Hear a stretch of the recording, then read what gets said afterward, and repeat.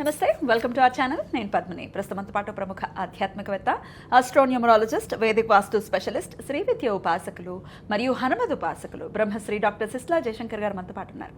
మాట్లాడదాం. నమస్కారం అండి. ఆయుష్మతి భవ. కర్మ అనేది ఎప్పటికప్పుడు చూస్తూనే ఉంటుంది. నువ్వు తప్పు చేసినా ఒప్పు చేసినా చూస్తూనే ఉంటుంది. అది వేయాల్సిన శిక్ష కానీ ఇవ్వాల్సిన వరం కానీ ఇచ్చేస్తుంది అనేది పుట్టినప్పటి నుంచి వింటున్నటువంటి అంశం. కానీ దీంట్లో మనం ఆలోచించినప్పుడు అనిపిస్తుంది, ఏముంది, అన్ని మంచి పనులే చేస్తున్నాం, మేము చాలా చక్కగా ఉంటున్నాం, మంచి సత్ప్రవర్తనతోనే ఉంటున్నాం, అయినప్పటికీ మమ్మల్ని కష్టాలు వేధిస్తున్నాయి అని అంటూ ఉంటారు. మేము చూస్తాము, మా ఫ్యామిలీలో లేకపోతే మాకు తెలిసిన వాళ్ళల్లో పరమ నికృష్టమైనటువంటి క్యారెక్టర్తో ఉంటారు, కానీ వాళ్ళు మాత్రం సకల భోగాల్ని అనుభవిస్తూ ఉంటారు. కామన్గా చాలా మందిలో వస్తుంది సార్ ఈ థాట్ ప్రాసెస్. ఎట్లా సమన్వయపరచుకోవచ్చు, ఎట్లా మనం సమాధానపరచుకోవచ్చు, అసలు కర్మ అనేది ఎట్లా ఇస్తుంది మనకి రిజల్ట్స్ అనేవి? కర్మ సిద్ధాంతం అనేది ధర్మం మీద ఆధారపడి ఉంటుంది. ధర్మంగా మనకి రావాల్సిన, మనం చేసిన పాప పుణ్యాల కర్మ ఫలితమే మన జీవితాన్ని మనం అనుభవించడం జరుగుతుంది. ఇందులో ఈ కర్మకి, కర్మ అంటే భగవంతుడు అనుకోండి, యూనివర్స్ అనుకోండి, మీరు ఏ పేరైనా పెట్టుకోండి, ఒకళ్ళ ఎడల పక్షపాతం కానీ ఒకళ్ళ ఎడల ప్రేమ వాత్సల్యం కానీ ఉండదు. అంటే మేమే ఎందుకు కష్టాలు పడుతున్నాం, వాడెందుకు బాగున్నాడు అనేది తప్పది. ఇలా మీరు భావించడం కూడా అది మీకు ఇంకో పాపకర్మ మీ అకౌంట్లో వేసుకున్నట్టే అర్థం.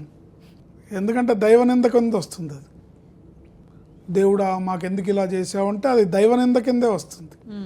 దైవాన్ని ధర్మాన్ని నిందించకూడదు, దూషించకూడదు. దూషించే వాళ్ళు కూడా పుట్టుకొస్తున్నారు కలికాలంలో. అవును సార్. నిందించకూడదు, దూషించకూడదు. నువ్వు చేసిన కర్మ ఫలితమే నువ్వు అనుభవిస్తున్నావు. కాకపోతే కొన్ని గత జన్మ ఉంటాయి, కొన్ని ఈ జన్మ ఉంటాయి. గత జన్మలో చేసింది నీకు గుర్తులేదు కదా, నీకు తెలియదు కదా. తల్లి గర్భంలో 9 నెలలు ఉన్నప్పుడే మావి కమ్మేసి అన్నీ మర్చిపోతావు కదా గత జన్మవన్నీ. కనుక మనం అనుభవించే కర్మ ఏదైనా సరే, అది మంచైనా చెడైనా, దాన్ని మనం ఆనందంగా స్వీకరించాలి తప్ప శిక్షగా భావించడము, భారంగా భావించడము, లేదా మాకెందుకు ఇలా జరుగుతుందని బాధపడడమో చేయకూడదు. కర్మ సిద్ధాంతం మీద నమ్మకం ఉన్నవాళ్ళు ఆ కర్మని మనం సత్కర్మలు చేస్తూ పోవాలి. ఇక నుంచైనా తెలుసుకో, తిన్నది తిన్నవాడికే ఉంటుంది, కన్నది కన్నవాడికే ఉంటుంది, అంటే చూసింది చూసిన వాడికే ఉంటుంది, విన్నది విన్నవాడికే ఉంటుంది, అన్నది అన్నవాడికే ఉంటుంది. Beautifully set.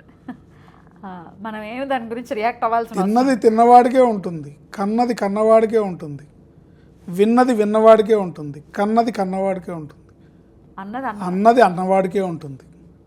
సో ఎవడో నిన్ను అన్నాడని నువ్వు భావించడం, ఎవరో నిన్నేదో అన్నారని భావించడం, తిరిగి మళ్ళీ నువ్వు దూషించడం, ఇది అన్నందుకు వాళ్ళ ఖాతాలో పడితే నువ్వు తిరిగి అన్నందుకు మళ్ళీ నీ ఖాతాలో సమానం అయిపోతుంది, ఇద్దరికి పడుతుంది.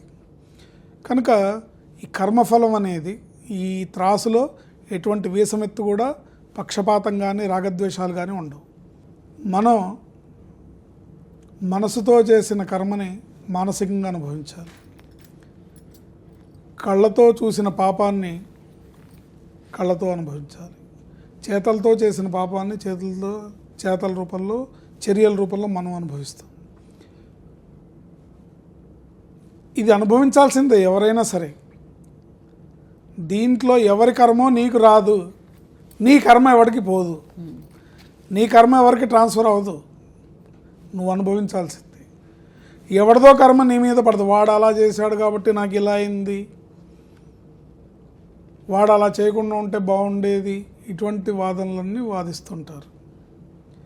ఎవరి వల్ల ఏది ఎవరికి రాదు, నీ వల్ల నీకే వస్తుంది.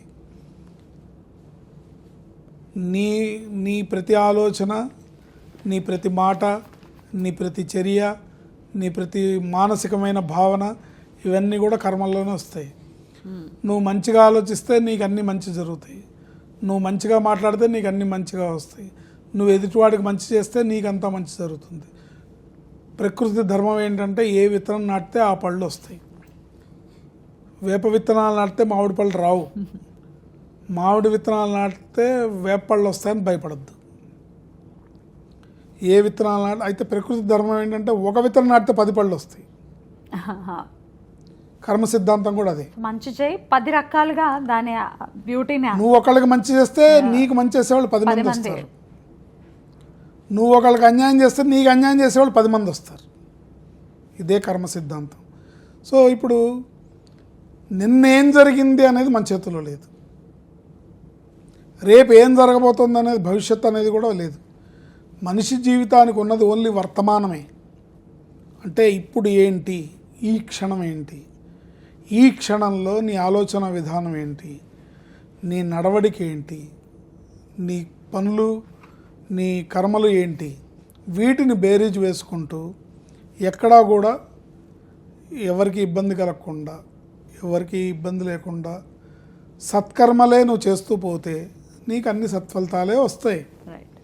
ఎవరో వాడు దుర్మార్గుడు, వాడికి అయినా కూడా అంతా మంచి జరుగుతోందంటే హీఈస్ విత్డ్రాయింగ్, వాడికి గత జన్మలో చేసుకున్న బ్యాలెన్స్లోంచి విత్డ్రా చేసుకుంటున్నాడు. అయిపోతుంది ఆ బ్యాలెన్స్ కూడా. కూర్చొని తింటే కొండలే కరిగిపోతాయి, ఆ బ్యాలెన్స్ కూడా అయిపోతుంది. కనుక ఇది ఎవరో ఏదో అన్నారని మనం అనుకోక్కర్లేదు. ఖచ్చితంగా మనం సత్కర్మల్ని చేస్తూ వెళ్ళాలి. మనం జాగరూకతతో ప్రతి ఒక మనసులోకి ఒక ఆలోచన వచ్చినా కూడా ఆ ఆలోచన ఎలా ఉంది, ఈ ఆలోచన సవ్యమైందా కాదా. ఇప్పుడు ఉదాహరణకి నీతో నేను ప్రేమగా అమ్మ, ఓ సహోదరులాగా, ఒక చెల్లెల్లాగా నేను మాట్లాడుతున్నా, కానీ నా మనసు లోపల ఉండే భావన దీని మొహంలే అని, లేకపోతే ఒక వక్రంగా నేను అనుకున్నాను అనుకో, అది నీకు తెలియకపోవచ్చు, బట్ వాడికి తెలుసు. వాడు ఎక్కడే ఉన్నాడు, ఇక్కడే ఉన్నాడు, వాడు ఇక్కడే ఉన్నాడు, చిత్రంగా చూస్తూ గుప్తంగా రాసుకుంటాడు. వాడే చిత్రగుప్తుడు. రైట్. ఖచ్చితంగా మనం మన కర్మని అనుభవించాల్సిందే. కనుక ఈ కర్మ ఫలితం అనే కర్మ సిద్ధాంతం మీద నమ్మకం ఉన్న వాళ్ళందరూ కూడా మంచే ఆలోచించాలి, మంచే చేయాలి, మంచి సత్కర్మలను ఆచరిస్తూ పోవాలి. పాపం పుణ్యం, ఇప్పుడు చాలామందికి పాపం పుణ్యం అనే దానికి కూడా సరైన డెఫినేషన్ తెలియదు. సింపుల్గా చెప్పాలంటే నీ వల్ల ఒకళ్ళు బాధపడితే అది పాపం, నీ వల్ల ఒకడు ఆనందపడితే అది పుణ్యం. సింపుల్ ఈక్వేషన్ ఇది. పరోపకారం పుణ్యం, పరపీడ. నువ్వు ఉపకారం చేయకపోయినా పర్లేదు, అపకారం చేయకుండా ఉంటే చాలు కదా. పాపం మూట కడుకోపోతే చాలు. నువ్వు ఉపకారం చేయకపోయినా పర్లేదు. సో మన వల్ల ఏ ఒక్క ప్రాణి, ఏ ఒక్క జీవి హింస పడకూడదు. జీవహింస అంటే ఏంటి? జీవహింస అంటే మేకల్ని కోళ్ళని కోయకుండా ఉంటాం కాదు. మేము ప్యూర్ వెజిటేరియన్ అండి అని ప్రతి ఒక్క జీవిని నేను మానసికంగా హింసిస్తున్నాను అనుకోండి, అది అన్నిటికన్నా పెద్ద జీవహింస. అందుకని మనం ఎదుటి వాళ్ళని బాధ పెట్టకుండా, ఎదుటి వాళ్ళని కష్టపెట్టకుండా, వాళ్ళని నష్టపరచకుండా, మన వలన ఎదుటి వ్యక్తికి కానీ, సమాజానికి కానీ, దేశానికి కానీ నష్టం లేకుండా మన సత్ప్రవర్తనతో కలిగి ఉండి, సద్భావనతో కలిగి ఉంటే అదే సత్కర్మల రూపంలో మన కుటుంబానికి అందుతుంది. ఒక కుటుంబం గ్రో అవుతుంది, ఒక కుటుంబం పైకి వస్తుంది అంటే ఆ కుటుంబంలో వాళ్ళు చేసే మంచి పనులు. ఒక కుటుంబం నాశనం అయిపోతుంది, ఒక కుటుంబం నానాటికి దిగజారిపోతుంది, ఈ కుటుంబం అంతరించిపోతుంది, ఈ కుటుంబంలో వారసులు లేరు, ఈ కుటుంబం ఇక్కడితో అంతమైపోతుంది అంటే వాళ్ళు చేసుకున్న పాపకర్మ ఫలితం. రైట్ సార్, చాలా బ్యూటిఫుల్గా ఎక్స్ప్లెయిన్ చేశారు సార్. ఇవన్నీ వంట పట్టించుకోవాల్సినటువంటి అంశాలు చాలా చక్కగా మాకు అర్థమయ్యే రీతిలో చెప్పారు. కృతజ్ఞతలు సార్. నమస్తే.